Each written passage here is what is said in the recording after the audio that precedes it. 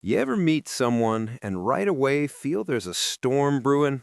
That was me, sitting on my porch one crisp autumn evening, sipping my coffee and watching the leaves dance like they had secrets of their own. Folks often think love is all roses and sweet nothings, but let me tell you, sometimes it comes wrapped in thorns. Stick with me, 'cause this ain't your usual bedtime tale. It's a classic Betrayal story, a moral story for elders, and I promise you'll learn something, even if it stinks. I remember the first time I saw her, Nina. Not that fancy Hollywood type, mind you, but a woman whose laugh had a way of burrowing into your chest, who could make a room feel smaller just by stepping into it. She moved into our neighborhood quietly, like she belonged, yet everything about her hinted at secrets.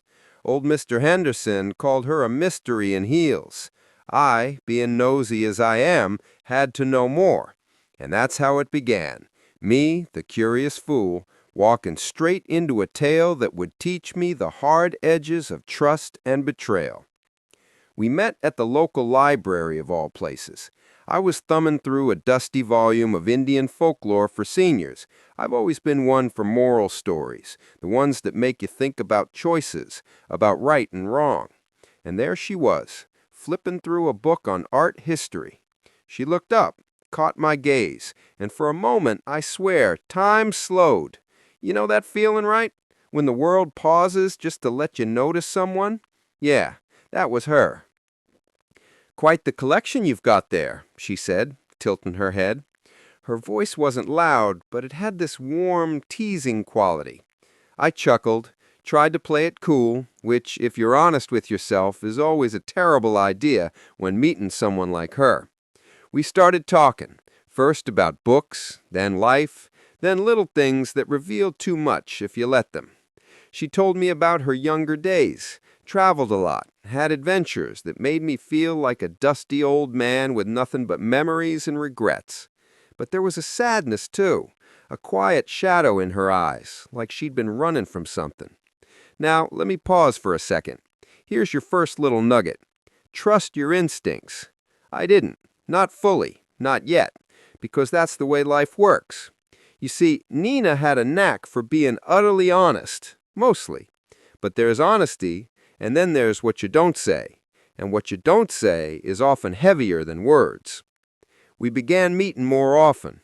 Coffee turned into walks, walks turned into dinners. I'd tell myself, "Slow down, old man, you've got nothing to prove." But she had this way of dragging you along, like a leaf in the wind. One evening, sitting by the river, she laughed at something silly I said, and I remember thinking, this is what happiness feels like, fleeting as it might be. And right then, in that exact moment, I failed to see the little things. The phone calls she took in hushed whispers, the odd glances over her shoulder. It was subtle, almost imperceptible at first, but life's full of these tiny breadcrumbs if you pay attention. The moral here, and I'll say it plain, is don't ignore the signs, even if your heart is singing. A week later, I stumbled upon something I shouldn't have. I had gone to her apartment to drop off a book she'd left at my place, one of those dusty, moral-heavy volumes of Indian folklore for seniors, and I found a letter on her kitchen counter, addressed to someone else. I didn't read it first. I wanted to, God knows I did, but I told myself, respect her privacy. Old age teaches you patience, sometimes.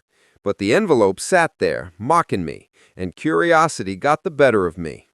I peeked, just a glance, and my stomach sank. There were words that didn't belong in the sweet, gentle woman I thought I knew. Talk of plans, meetings, intentions that involved betrayal. Not of me, not yet, but the nature of people, the choices they make, they have a way of tangling everyone in their webs. That's when I realized life is full of moral dilemmas, and you, my friend, are often in the middle without realizing it. I left her apartment without saying a word. I felt like a fool, and yet there was something awakening in me, a need to understand, to see how this story would unfold. You know, suspenseful tale for adults isn't just about monsters or ghosts. Sometimes it's about the human heart, about trust, deceit, and the quiet choices that make or break lives. Days passed. I tried to act normal, but I was different now, more aware. I noticed the little inconsistencies, the stories that didn't quite match, the timing of her smiles, and then came the moment that changed everything. She invited me to a dinner, a simple dinner at her place. Candlelight, soft music. My heart told me caution. My eyes told me curiosity. I went. Over dinner, she was charming, radiant even. But there was an edge, a tension you could cut with a knife. I asked her about her past, about her travels, about the letter I hadn't mentioned. She laughed, brushed it off with a joke about being dramatic, about elders reading too much into things. But her eyes told me a story she didn't say aloud. I realized right then that life often forces choices upon you, choices that are not black and white, but shadows and gray. Do you confront, or do you observe? Do you speak, or do you wait? And as I sat there, listening to the music, to her laughter, I felt a lesson settle deep into my bones. People are not always what they seem, even to those who know them best. Now, I'm not one to exaggerate, nor will I entertain cheap thrills. This is the real world, and betrayal is subtle, patient, waiting for the right moment to pounce. And Nina, sweet as she was, carried a secret that would teach me more than any book on Indian folklore ever could. By the time the night ended, I had made a choice. Watch and learn. Because sometimes the best revenge is knowledge, patience, and understanding the heart before acting. I left her apartment walking under the streetlights, thinking about the nature of people, the moral dilemmas life throws, and how trust is the most dangerous gamble of all. And that, my friends, is where our story truly begins. Don't blink, because the next scene will show you exactly why even elders need to tread carefully, why even a simple cup of coffee can lead to life lessons wrapped in suspense.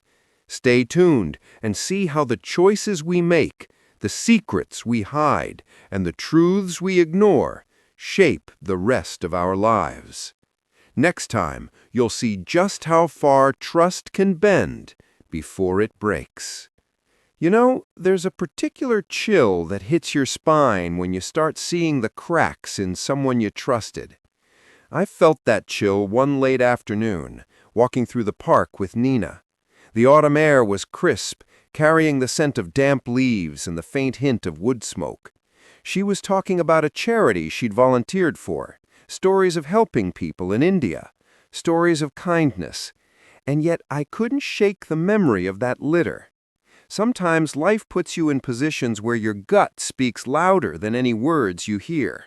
Mine was screaming, but I kept it tucked away, like a secret journal I wasn't ready to read aloud. Don't jump to conclusions, I told myself. After all, a suspenseful tale for adults isn't made in haste. It's built patiently, brick by brick, and the next brick was coming fast. That evening, I went by her apartment again.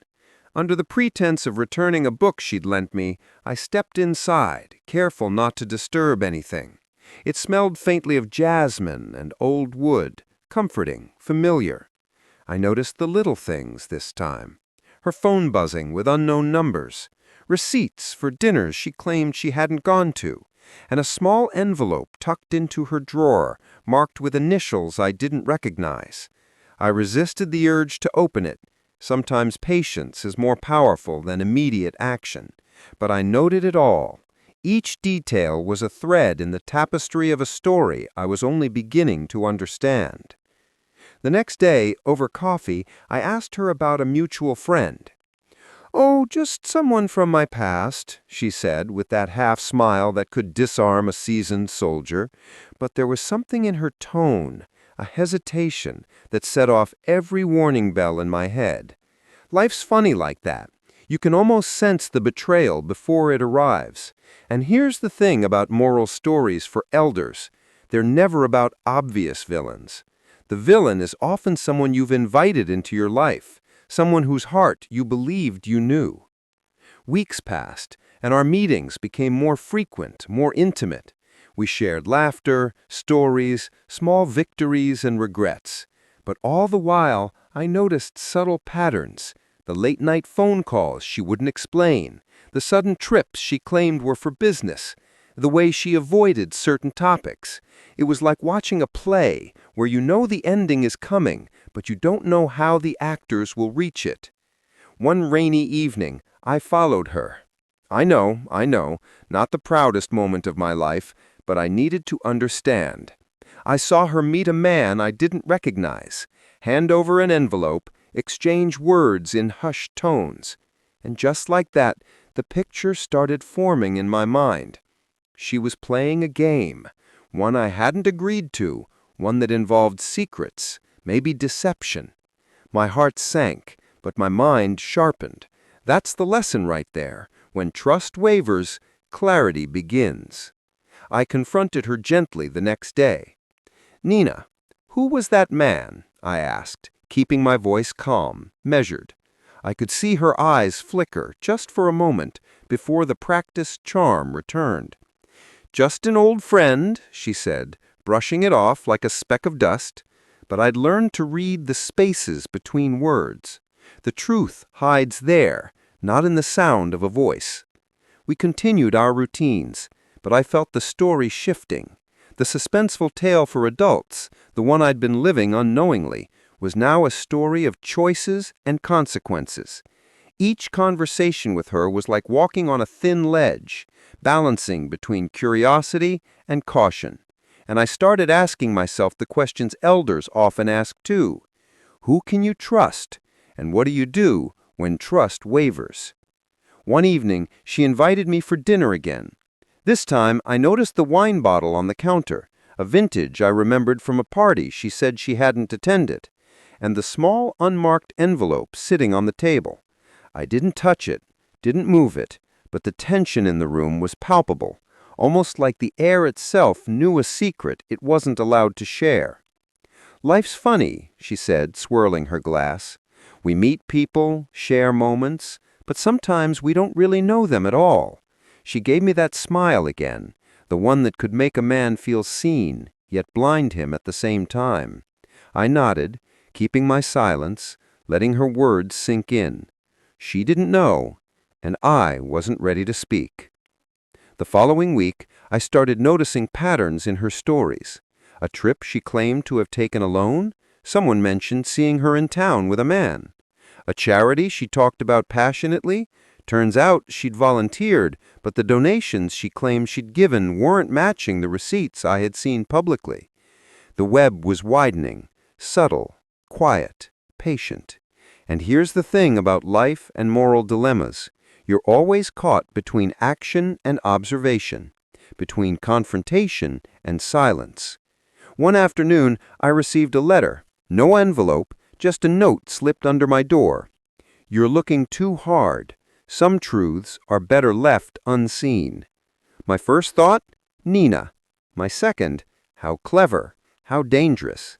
It wasn't a threat, not really. It was a warning wrapped in civility. And that, my friends, is where suspense lives, in the quiet, in the suggestion, in the mind's unanswered questions. I didn't respond. I didn't confront. I watched. And as the days passed, I noticed the small cracks forming in her mask. The man I had seen her meet, he appeared more frequently, their interactions more subtle, almost ritualistic. And slowly, the betrayal started to reveal itself, not in loud explosions, but in the tiny, quiet moments of everyday life. One rainy night, I decided to follow her again, not in a dramatic chase, but carefully, observing. She led me to a small cafe on the outskirts of town, a place dimly lit, almost empty, and there they were, the man and a stack of papers, documents, evidence of a plan she had been nurturing quietly. My stomach churned, my heart raced, but I stayed hidden. That's the tricky part about betrayal. It often arrives when you least expect it, and the lessons it teaches are always sharp. I left the cafe unseen, walking home under the rain, thinking about life, trust, and choices. And here's the subtle truth. Sometimes the most suspenseful tales aren't about villains. They're about everyday people making choices that ripple far beyond themselves. You watch, you learn, and slowly the picture becomes clear. That night, I sat in my study, surrounded by books on Indian folklore for seniors, sipping my tea. I realized that what Nina had done, or perhaps what she was doing, wasn't yet betrayal. It was preparation, a story in motion. And that, my friends, is where the moral dilemma sits. Do you intervene, confront, or wait for the full story to unfold? Every classic Betrayal story I've read always comes down to that moment, patience versus action. And I made my choice. Patience, observation, knowledge. Because sometimes the most powerful revenge or lesson is not a shouting match, but the quiet understanding that comes from seeing the entire picture before acting. By the time dawn broke, I had made a plan, not of confrontation, not yet, but of awareness. Because the truth, when it finally reveals itself, has a way of hitting harder if you're prepared. And the next scene, well, that's where you'll see the first true consequences of trust misplaced, of hearts tested, of secrets whispered in the night. Remember this. In life, some secrets are quiet storms, and some betrayals arrive like rain, gentle at first, then unstoppable.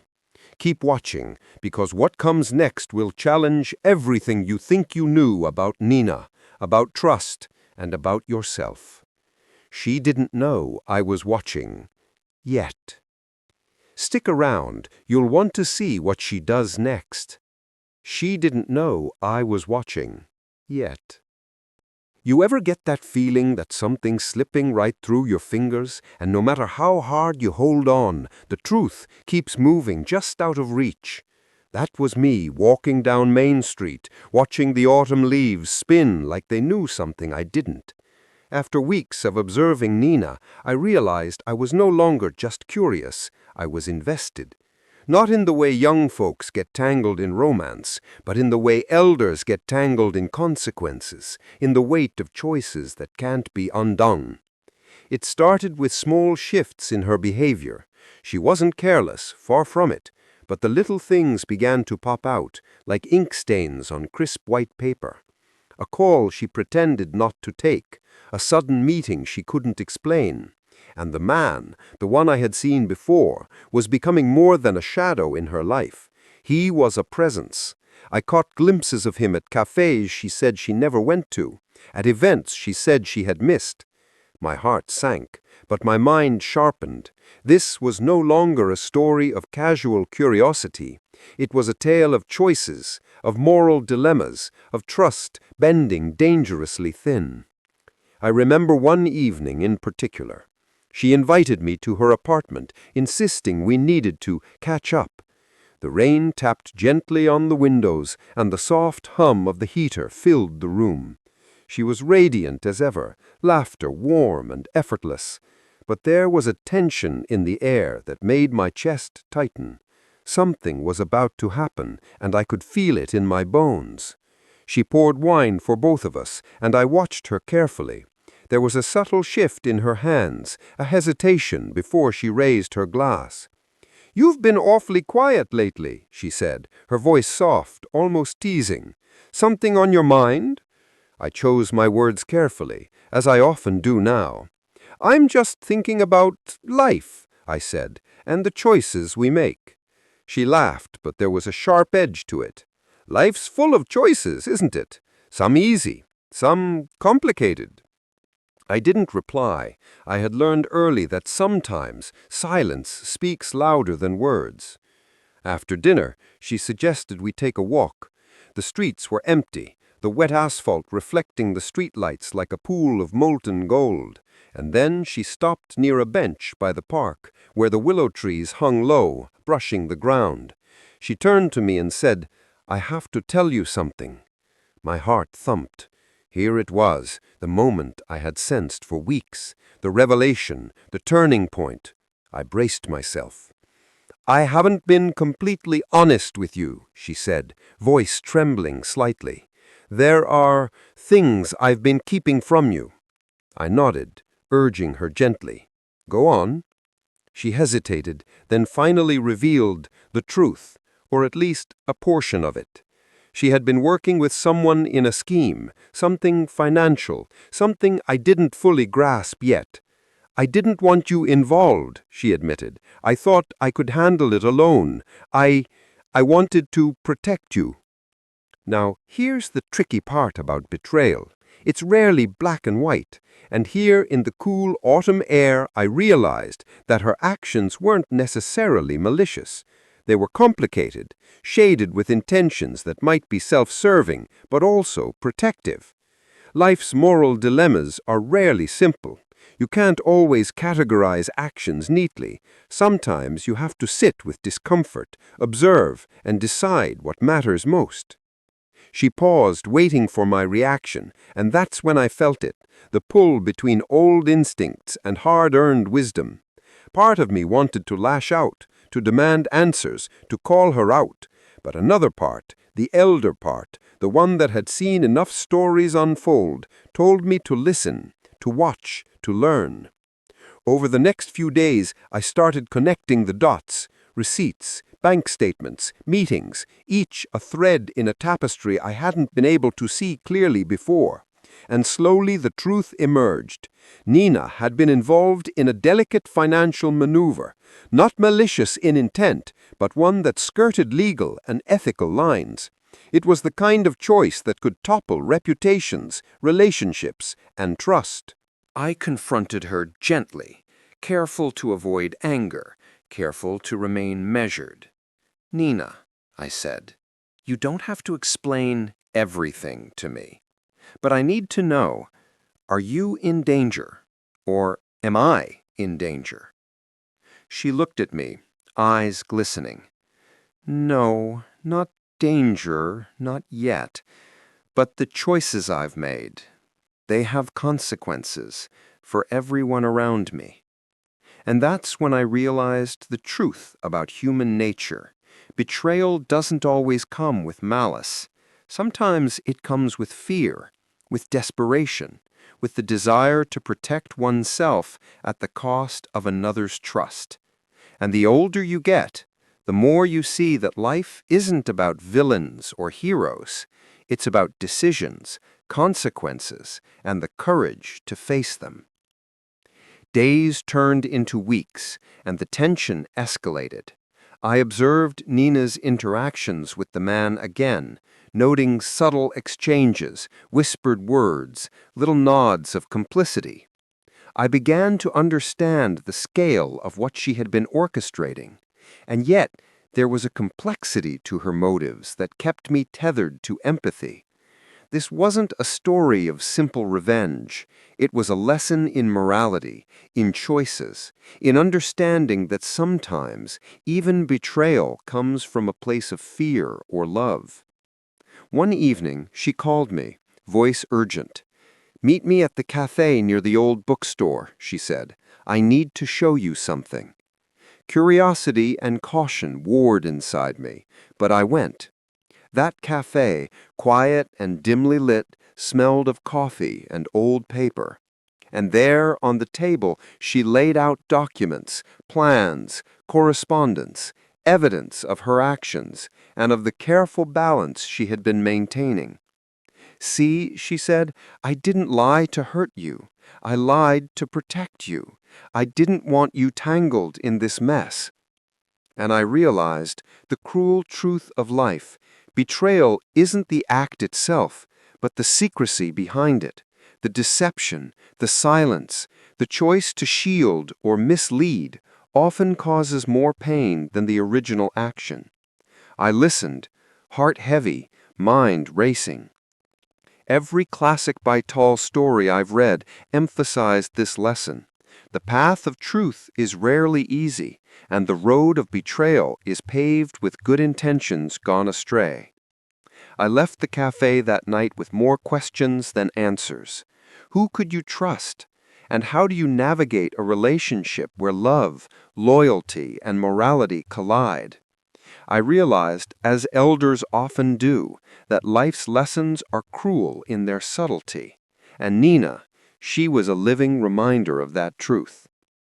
The next morning, I received a message. We need to talk, now. Short, urgent, deliberate. My heart raced, but I had learned patience. I took my time, walking through the misty streets, contemplating the choices ahead.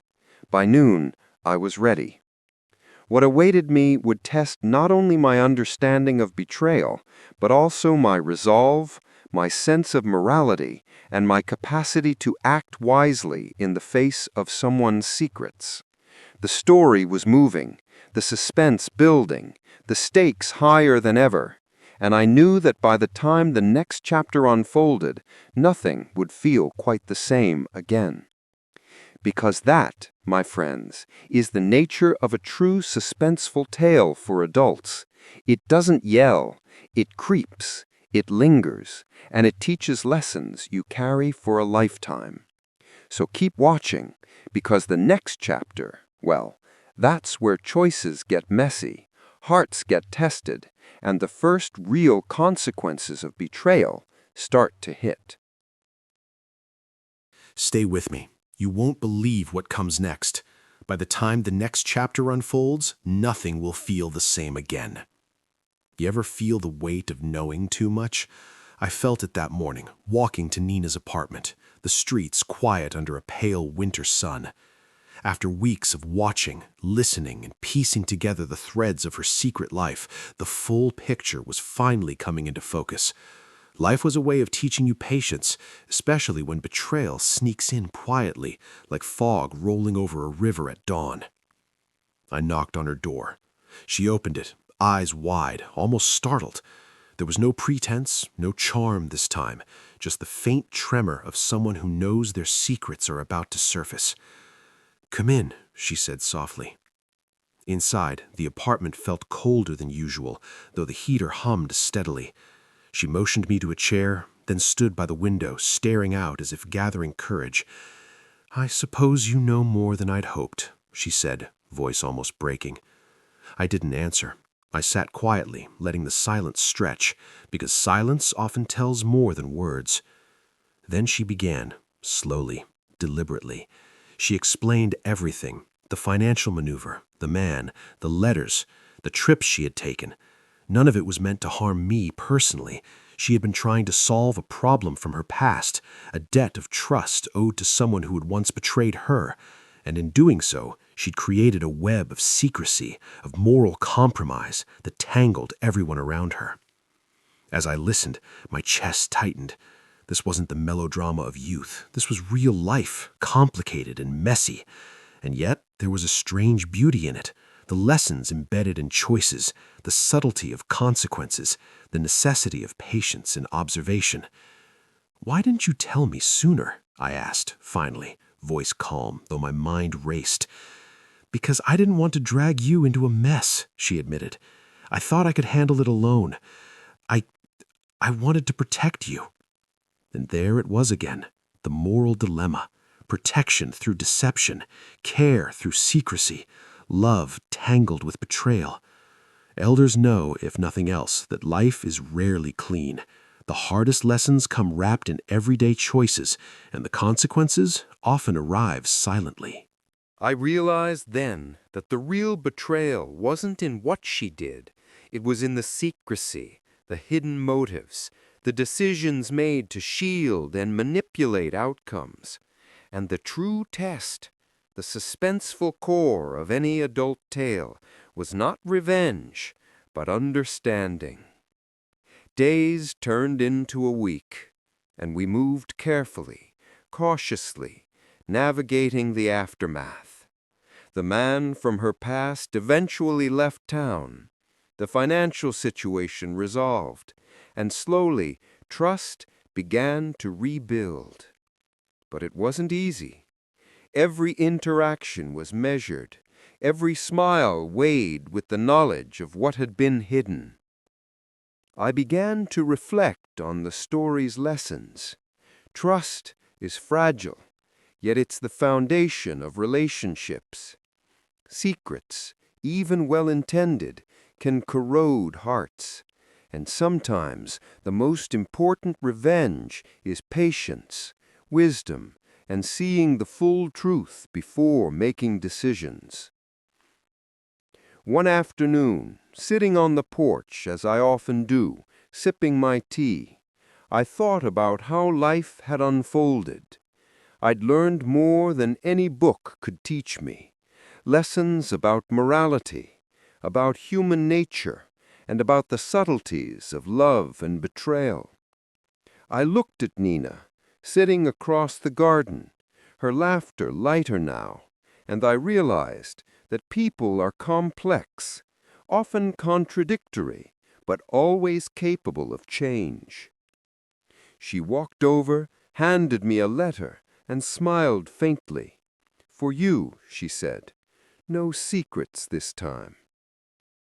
Inside was a simple note. "Thank you for seeing me, even when you didn't know the whole story." I smiled, feeling the warmth of understanding. That, my friends, is the true resolution of a moral story for elders. Not punishment, not vengeance, but insight. You see, life's classic Betrayal stories always carry lessons: patience, observation, the courage to face betrayal, and the wisdom to forgive, not just others, but ourselves for misjudgments along the way. Weeks later, I reflected further. The suspense, the near mistakes, the moral quandaries, all of it had taught me something invaluable. You can't control people's choices, but you can choose how to respond. And sometimes the cleverest twist in life is realizing that understanding and measured action are more powerful than any revenge. As I shared this story with friends in the park over coffee, I noticed the younger folks leaning in, curious about the old man's tale. They were learning what we elders know. Life is full of twists. Some you see coming, some you don't. But the lessons endure, embedded in the choices we make, the trust we build, and the consequences we navigate. And I'll tell you this: if you pay attention, if you listen closely, if you approach life like a suspenseful tale for adults, you'll see that betrayal isn't always the end. It's a teacher, subtle and patient, revealing truths you may not want to know, but need to learn. So here's the final thought I want you to carry. People are complex.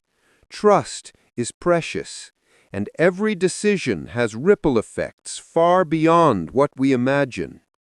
Love and betrayal often walk hand in hand, and wisdom comes from learning which path to take when they do. As I sipped my tea that evening, watching the sun dip below the horizon, I realized one last lesson. Life is full of suspense, but it's also full of redemption for those who have the courage to understand, forgive, and act wisely. And that, my friends, is the essence of a classic Betrayal story, a moral story for elders, and a tale worth sharing for generations. And I'll tell you this: stick around for more life lessons in the next story.